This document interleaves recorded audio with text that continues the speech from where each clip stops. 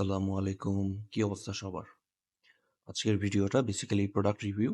প্রোডাক্টটা হচ্ছে Flamengo premium hard wax.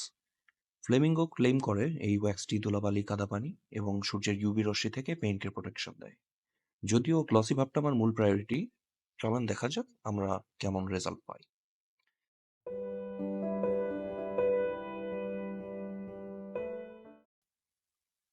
Apply করার আগে বাইকটা ভালোভাবে ওয়াশ করে এয়ার ড্রাই করে নিতে হবে, অথবা নরম কাপড় দিয়ে পানি সরিয়ে নিতে হবে।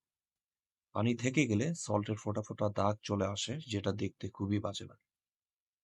এরপর ওয়্যাক্সের সাথে দেয়া ফোম দিয়ে সার্কুলার মোশনে অ্যাপ্লাই করতে হবে। নন পেইন্টেড প্লাস্টিক পার্টস বাদ দিয়ে সব জায়গায় ওয়্যাক্সটি অ্যাপ্লাই করব। আর অ্যাপ্লাই করা শেষ হলে 10 মিনিট ওয়েট করব ওয়্যাক্সটা হালকা শুকিয়ে আসার। সাদা সাদা ভাব চলে আসলে মাইক্রোফাইবার ক্লথ দিয়ে মুছে ফেলব।